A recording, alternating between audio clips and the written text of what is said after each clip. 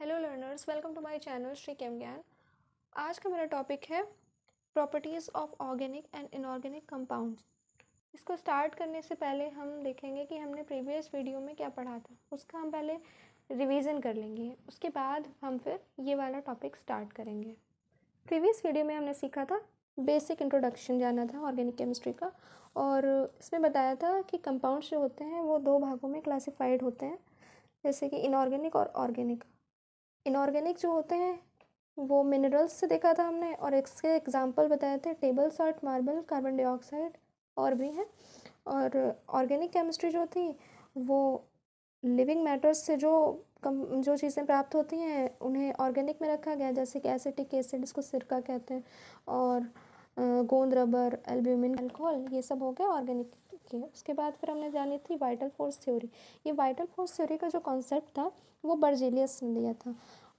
Berzelius का मानना था कि जो लिविंग मैटर होते हैं उनमें एक प्रकार की शक्ति होती है, जिससे कि ये जो ऑर्गेनिक कंपाउंड्स होते हैं वो प्राप्त होते हैं। इनको लेबोरेटरी में इनऑर्गेनिक कंपाउंड के द्वारा प्राप्त नहीं किया जा सकता। ये इनका मानना था कि ये नहीं बनाया जा सकती, क्योंकि तब तक जब ये थ्योरी आई थी तब तक कोई भी ऑर्गेनिक कंपाउंड लैब में नहीं बनाया गया था इनऑर्गेनिक कंपाउंड से। उसके बाद फिर 1828 में एक घटना ये हुई कि जो एक जर्मन साइंटिस्ट है फ्रेडरिक वोलर थे, ये जो बर्जेलियस हैं वाइटल फोर्स थ्योरी वाले, इन्हीं के ये स्टूडेंट थे। इन्होंने क्या किया, लेबोरेटरी में अमोनियम साइनेट, जो कि एक इनऑर्गेनिक केमिकल था, उससे इन्होंने यूरिया बना ली। ये यूरिया देखिए, फॉर्मूला आप देख सकते हैं NH2CONH2, और ये एक ऑर्गेनिक कंपाउंड है। मैंने अमोनियम साइनेट कैसे बना, ये भी एक इनऑर्गेनिक केमिकल से बना, जिसका कि हमने आपको कल एक्सप्लेनेशन दिया था। और पोटेशियम साइनेट को NH4Cl के साथ इन्होंने गर्म किया। NH4Cl क्या होता है, अमोनियम क्लोराइड होता है। ये पोटेशियम साइनेट, अमोनियम क्लोराइड दोनों को हीट किया और इन्होंने बना लिया अमोनियम साइनेट NH4OCN। और फिर यहाँ से NH4OCN लिया, फिर इसको हीट कर दिया और इन्होंने बना लिया यूरिया। और इसके बाद हमने सीखा था इसके बाद और भी कुछ डिस्कवरीज हुई, जैसे कि कोल्बे ने 1845 में एसिटिक एसिड बना लिया। एसिटिक एसिड का फॉर्मूला होता है CH3COOH, ये हो गया एसिटिक एसिड। और उसके बाद फिर बर्थेलो ने क्या किया, बर्थेलॉट भी कहीं कहीं लिखा मिलता, बर्थेलो। और इन्होंने एक ऑर्गेनिक केमिकल है, ये CH4 मेथेन नाम से सभी ने सुना होगा, और इन्होंने बनाया मेथेन लेबोरेटरी में। इस तरह से ये माना जाने लगा कि जो ऑर्गेनिक कंपाउंड्स होते हैं इनको बनाया जा सकता है। ये जो मान्यता थी इनकी वाइटल फोर्स थ्योरी की, ये पूरी तरह से डिसअप्रूव हो गई, और कार्बन कंटेनिंग सब्सटेंसेस जो थे उनको ये ऑर्गेनिक कंपाउंड्स माने जाने लगा। ये फ़ायदा हुआ वाइटल फोर्स थ्योरी से। फिर एक्सेप्शन में कल हमने देखा था ये carbon monoxide, carbon dioxide, CS2, carbon disulphide, carbonates देखे थे, बाइकार्बोनेट्स देखे थे। उसके बाद फिर why organic chemistry in a separate discipline, इसको हम अलग से क्यों पढ़ते हैं, जिसके भी रीजंस बताए थे कल, कि लार्ज नंबर ऑफ कंपाउंड्स होते हैं, कंपोजिशन, स्ट्रक्चर, प्रॉपर्टीज़ होते हैं, कैटिनेशन प्रॉपर्टी होती हैं। सबसे मेन जो इसका फीचर है ये कैटिनेशन प्रॉपर्टी ऑर्गेनिक केमिस्ट्री में, ये जो कार्बन इसमें पाई जाती है ये बहुत ही इंपॉर्टेंट प्रॉपर्टी होती है। ये सेल्फ लिंकिंग प्रोसेस होती है, जिससे कि कार्बन होते हैं वो सेल्फ अटैच्ड होते चले जाते हैं, ये चीज़। और इसको यहाँ पे ये ऐसे ना दिखा करके ऐसे पॉइंट से जिग-जैग मैनर में ये दिखाते हैं। आगे आज की जो वीडियो है ये आपकी, अभी तक तो ये रिवीजन हो गया था, अब आगे जो है नेक्स्ट वीडियो ये हम इसी पे बनाएंगे कि जो ऑर्गेनिक इनऑर्गेनिक में जो डिफरेंसेस होते हैं वो। सेल्फ लिंकिंग प्रोसेस इसमें पाई जाती है, इसमें चेन फॉर्मेशन भी करते हैं और ये रिंग फॉर्मेशन भी करते हैं। ठीक है, आइए देखते हैं। अब हम स्टार्ट करते हैं properties of organic and inorganic compounds. देखते हैं अब इसकी प्रॉपर्टीज़ क्या क्या होती हैं। सबसे पहले हम यहाँ पे डालेंगे इनऑर्गेनिक,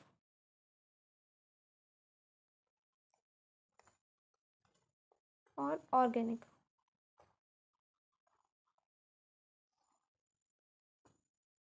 इसमें देखेंगे सबसे पहले हम बात करेंगे मेल्टिंग और बॉइलिंग पॉइंट की।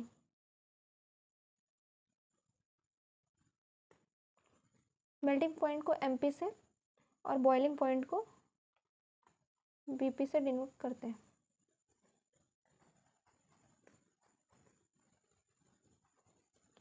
अब बात करते हैं और इनऑर्गेनिक के मेल्टिंग पॉइंट की। इनऑर्गेनिक में जो मेल्टिंग पॉइंट होता है वो हाई होता है।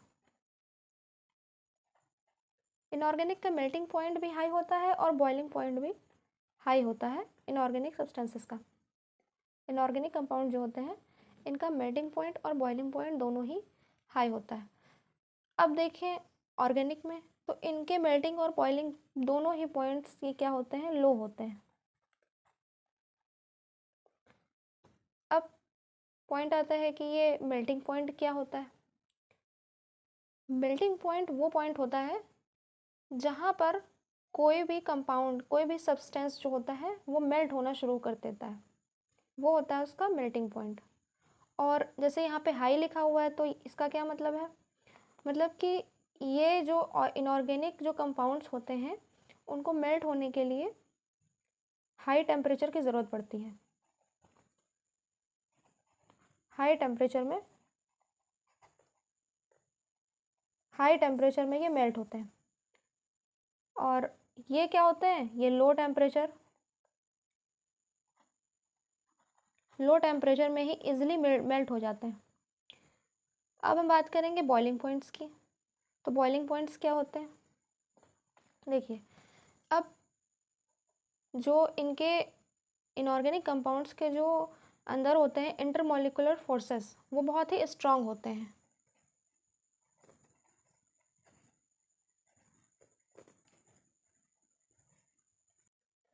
इनके इंटरमॉलिक्यूलर फोर्सेस बहुत ही स्ट्रांग होते हैं। इस वजह से क्या होता है इसमें, इनको उबलने के लिए, इनको जैसे हम कोई ट्राइपॉड स्टैंड लें, ऐसे होता है ट्राइपॉड स्टैंड, आपने लेबोरेटरीज़ में देखा होगा, आपके कॉलेज में लेबोरेटरीज़ होंगी वहाँ पे देखा होगा। जैसे उनमें एक ट्राइपॉड स्टैंड लिया, यहाँ पे आपने, यहाँ पे फ्लेम है और यहाँ पे आपने एक बीकर में इसको डाला और ये बॉयल करने के लिए आपने रखा, तो फिर क्या होगा कि ये बहुत ही ज़्यादा टेम्परेचर लेगा। इसको उबलने के लिए ज़्यादा टेम्परेचर की ज़रूरत होती है, ज़्यादा एनर्जी लगती है। तो अब क्या होगा, इसलिए इनके जो बॉइलिंग पॉइंट्स होते हैं वो हाई हो गए। क्यों, क्योंकि इनका इंटरमोलिकुलर फोर्सेस बहुत स्ट्रांग होता है। उसके बाद फिर अब ऑर्गेनिक में आते हैं, इसमें लो इंटरमोलिकुलर फोर्सेस होते हैं, लो या वीक कह सकते हैं। इनके इंटरमोलिकुलर फोर्सेस बहुत वीक होते हैं।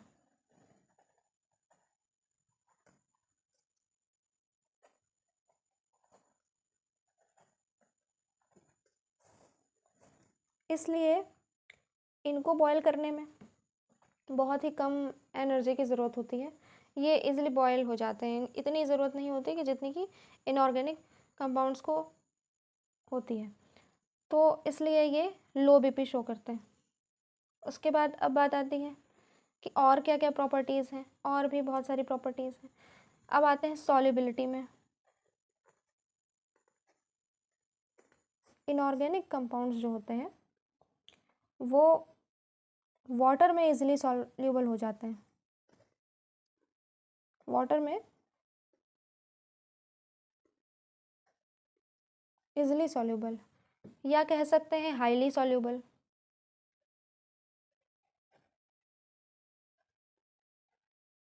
लेकिन ये क्या होते हैं, पोलर सॉल्वेंट्स में।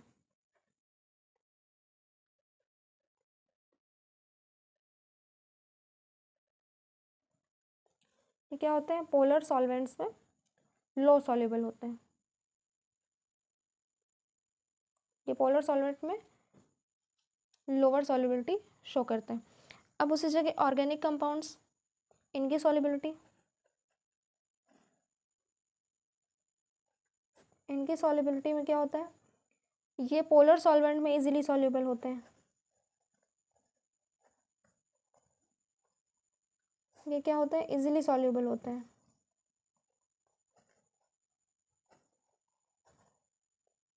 और वाटर में लोअर सॉल्युबिलिटी शो करते हैं।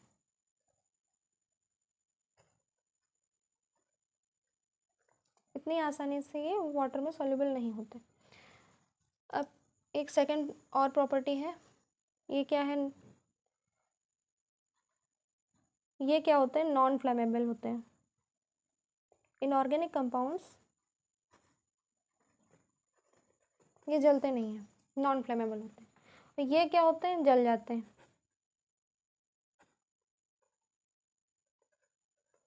ये फ्लेमेबल होते हैं, ये भी इनकी एक प्रॉपर्टी है। और इनऑर्गेनिक कंपाउंड जो होते हैं, इनऑर्गेनिक कंपाउंड्स, इनके जो सॉल्यूशंस होते हैं, अगर हम सॉल्यूशन की बात करें,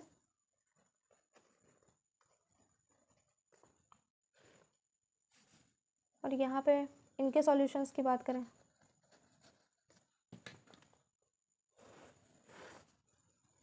ये इनऑर्गेनिक की बात की जा रही है।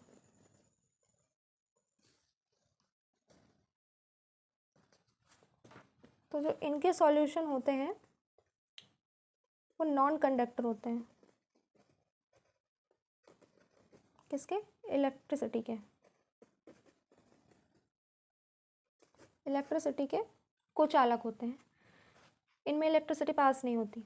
और ये जो है ऑर्गेनिक कंपाउंड्स, ये कंडक्टर होते हैं, इनके जो सॉल्यूशन होते हैं, सॉल्यूशन है यहाँ पे, इनके जो सॉल्यूशन होते हैं ये इलेक्ट्रिसिटी के कंडक्टर होते हैं। ये इसमें इलेक्ट्रिसिटी पास हो जाती। और एक इसकी प्रॉपर्टी है कि जो इनऑर्गेनिक कंपाउंड्स होते हैं इनमें आयनिक बॉन्डिंग प्रेजेंट होती है।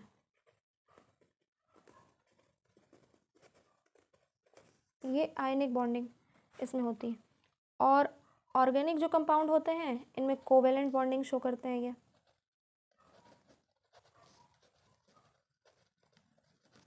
अब बात आती है कि आयनिक बॉन्डिंग क्या होती है और कोवेलेंट बॉन्डिंग क्या होती है।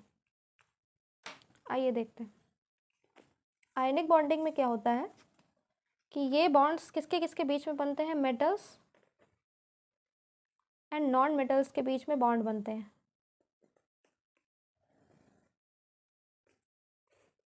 आयनिक बॉन्डिंग क्या होती है, जो बॉन्ड्स बनते हैं वो मेटल्स और नॉन मेटल्स के बीच में बनते हैं। जैसे कि एग्जाम्पल ले लेते हैं हम NaCl का। अब देखिए आप यहाँ पे, ये जो है ये सोडियम, ये क्या है, एक मेटल है। और ये क्लोरीन, क्या ये मेटल है, नहीं, ये एक, क्लोरीन तो गैस होती है,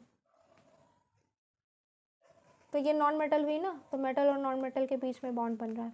और इसकी आयनिक बॉन्डिंग में और क्या होता है कि इनमें जो इलेक्ट्रॉन्स का, इनमें जो बॉन्ड्स बनते हैं उनमें जो इलेक्ट्रॉन्स का जो ट्रांसफ़र होता है वो बिल्कुल कम्प्लीटली हो जाता है। इसमें क्या कर होता है कि अगर मान लीजिए कि NaCl इसका एग्जांपल है, मान लीजिए ले लेते हैं, अगर इसको हम ब्रेक डाउन करें तो Na+ और Cl- में टूटेगा। अब यहाँ पे देखते हैं इलेक्ट्रॉन्स की शेयरिंग तो हो रही है, लेकिन ये कम्प्लीटली, ये जो सोडियम है वो कम्प्लीटली एक इलेक्ट्रॉन पूरी तरीके से इसको दे रहा है, कंप्लीट शेयरिंग है। और ये जो है ये गेन कर रहा है एक इलेक्ट्रॉन, किससे, सोडियम से। दैट्स वाई इसके ऊपर क्या आया है, माइनस चार्ज आया है। और इसने दिया है इसको एक तरह से उधार दिया है, तो इसके ऊपर एक प्लस चार्ज आया है। तो यहाँ पे क्या हो रहा है, one atom loss valence shell electron and another gain. तो अब वैलेंस शेल क्या होता है कि जो सोडियम है, सोडियम का ये जो एटॉमिक नंबर होता है क्या होता है 11, और क्लोरीन का क्या होता है 17। इसके आउटर मोस्ट शेल में कितने इलेक्ट्रॉन्स होते हैं सर, 2 8 1 है, तो लास्ट इलेक्ट्रॉन ये एक। तो इसमें क्या होता है 2 8 एंड 7, और ऑक्टेट पूरा करने के लिए इसको कितने इलेक्ट्रॉन की ज़रूरत है 8। तो इसमें कमी कितने की है, 1 की। तो ये एक इधर चला जाता है तो यहाँ पे 8 पूरे हो जाते हैं, और ये जब एक इधर चला जाता है तो इसके भी 8 इधर पूरे हो जाते हैं। तो ये दोनों एक तरह से स्टेबल फॉर्म में आ जाते हैं। तो इस तरीके से ये बॉन्डिंग बनती है, ऐसे शो करते हैं। Na के लास्ट में, सोडियम के जो लास्ट में एक वैलेंस शेल इलेक्ट्रॉन होता है, तो वैलेंस शेल को, इलेक्ट्रॉन को यहाँ पे एक ऐसे शो कर देते हैं, इसको ऐसे दर्शा दिया जाता है। और क्लोरीन में जैसे 7 होते हैं, तो यहाँ पे इस तरह से 2 2 4 2 6, यहाँ पे एक इलेक्ट्रॉन ऐसे शो कर देते हैं, ऐसे एक बॉन्ड बन जाता है। तो ये क्या होता है, इसको कहते हैं कंप्लीट शेयरिंग ऑफ इलेक्ट्रॉन्स।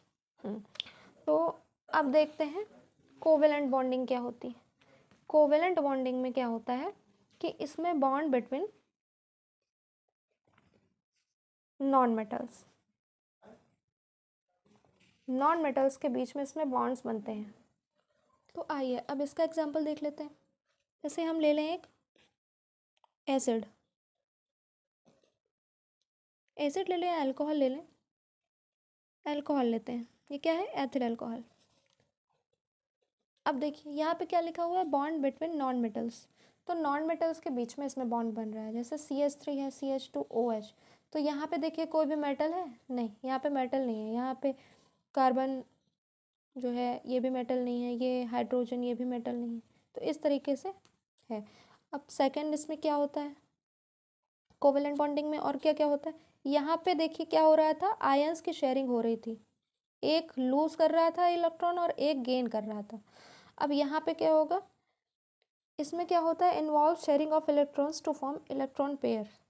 कैसे, देखिए अब जैसे यहाँ पे हाइड्रोजन का एग्जांपल ले लें, O2 का। इसमें क्या होता है, शेयरिंग ऑफ इलेक्ट्रॉन्स से, जो इलेक्ट्रॉन की शेयरिंग होती है उससे क्या होता है, इलेक्ट्रॉन पेयर बनता है एटम्स के बीच में। जैसे कि H2 और O2 का एग्जांपल है, तो H है, H में एक इलेक्ट्रॉन होता है, और एक दूसरे H से अटैच्ड होगा, तो यहाँ क्या बनेगा, ये क्या बन रहा है, ये बन रहा है इलेक्ट्रॉन पेयर। ये इलेक्ट्रॉन पेयर के इलेक्ट्रॉन शेयरिंग से इलेक्ट्रॉन पेयर फॉर्म करते हैं कोवेलेंट बॉन्ड। O2 में क्या है, वो ऑक्सीजन में क्या होता है, आउटर मोस्ट शेल में कितने इलेक्ट्रॉन्स होते हैं,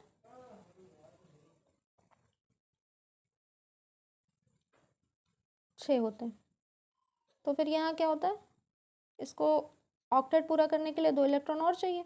तो ये ऑक्सीजन से क्या करता है, एक और ऑक्सीजन अटैच होकर यहाँ पे O2 बनाता है। तो यहाँ पे भी देखिए शेयरिंग ऑफ इलेक्ट्रॉन्स की शेयरिंग हो रही। तो यहाँ पे क्या होता है, इलेक्ट्रॉन पेयर बनते हैं। और भी इसके एग्जांपल हैं, CH4 है, Cl2 है, HCl है, बहुत सारे एग्जांपल्स हैं इसके। और इसमें क्या क्या होता है कोवेलेंट बॉन्डिंग में, इसमें क्या होता है कि जो इनके जो एटम्स होते हैं इनके बीच क्या होती है, सिमिलर इलेक्ट्रोनेगेटिविटी होती है। इलेक्ट्रोनेगेटिविटी क्या होती है, वो सिमिलर होती है, समान होती है। और इसमें क्या होती है, इलेक्ट्रोनेगेटिविटी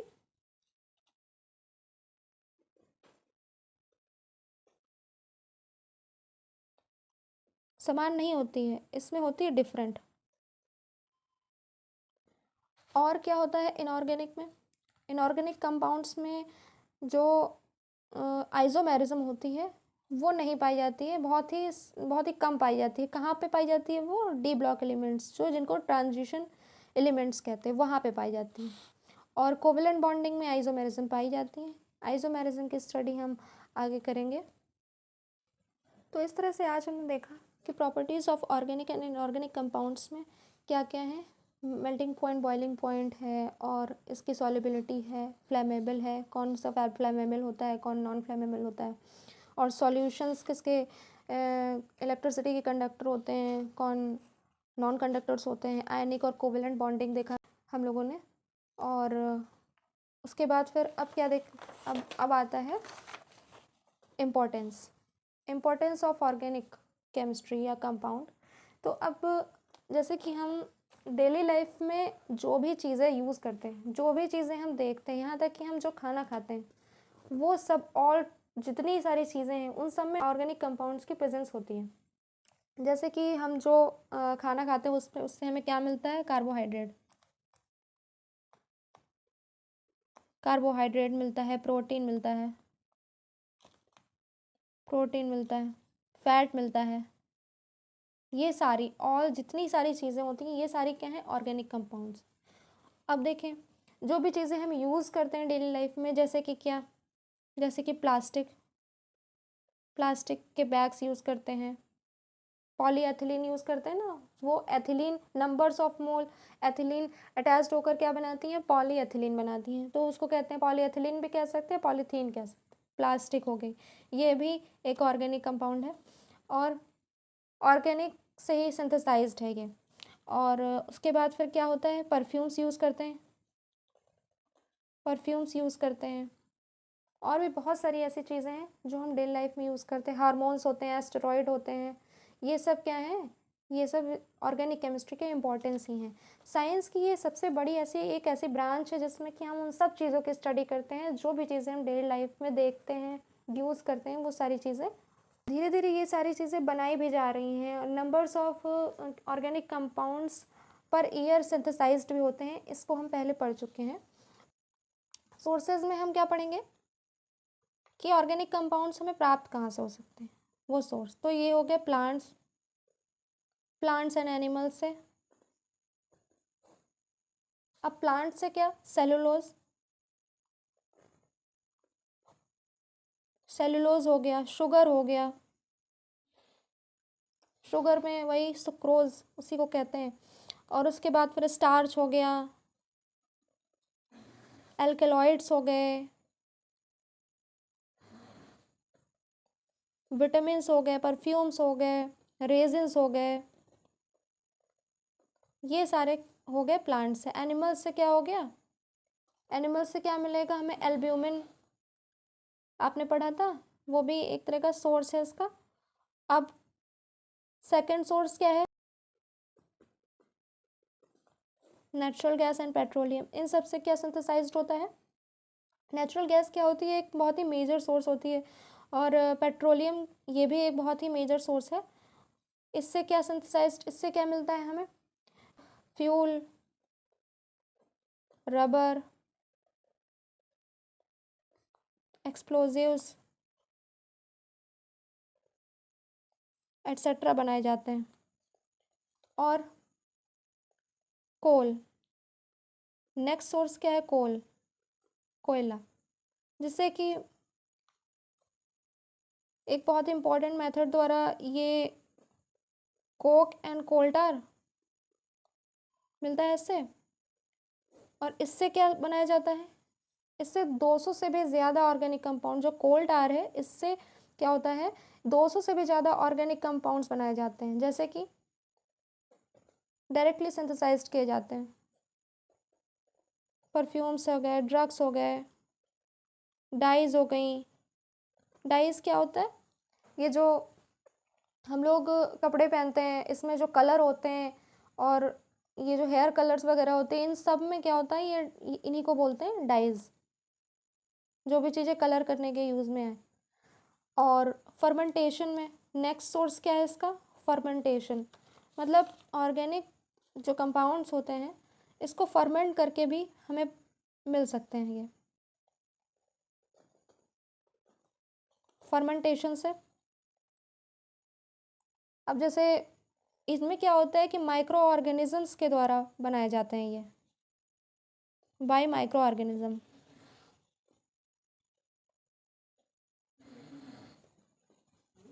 बाय माइक्रो ऑर्गेनिज्म, इसमें क्या होता है, इसका एग्जाम्पल एक बहुत अच्छा एग्जाम्पल ले लें, आप सभी लोगों को पता होगा, सिरका, आपने नाम सुना है, इसको क्या कहते हैं, एसिटिक एसिड। ये फर्मेंटेशन द्वारा बनाया जाता है। इसमें क्या होता है, एसिटोबैक्टर एसिटी नामक एक बैक्टीरिया, उसके द्वारा ये फर्मेंटेशन होता है इसमें। तो अब ये सारे देखिए हमने सोर्सेज, इंपॉर्टेंस देख ली, सोर्सेज देख लिया। अब इसके बाद हम पढ़ेंगे रिप्रेजेंटेशन। अब बारी आती है, अब जैसे कि इसकी डिस्कवरी हो गई कि ऑर्गेनिक कंपाउंड लेबोरेटरी में बनाए जाते हैं, और ये सब इनऑर्गेनिक के थ्रू बनाए जाते हैं, ये भी बिल्कुल सिद्ध हो गया। तो अब बारी आई कि अब इसको रिप्रेजेंट कैसे किया जाए, अब ऑर्गेनिक कंपाउंड को कैसे रिप्रेजेंट किया जाए, कैसे डिनोट किया जाए, फार्मूला कैसे बनाया जाए, ये सब की बारी आई। तो अब इसके नेक्स्ट वीडियो में हम आपको रिप्रेजेंटेशन के बारे में बताएंगे, रिप्रेजेंटेशन के बारे में हम आपको नेक्स्ट वीडियो में बताएंगे। Thanks for watching this video, and अगर आपको ये हेल्पफुल लगा हो तो आप इसको, हमारे चैनल को आप सब्सक्राइब कर लीजिए, जिससे कि नेक्स्ट वीडियो का नोटिफिकेशन आपको मिल सके। Thank you.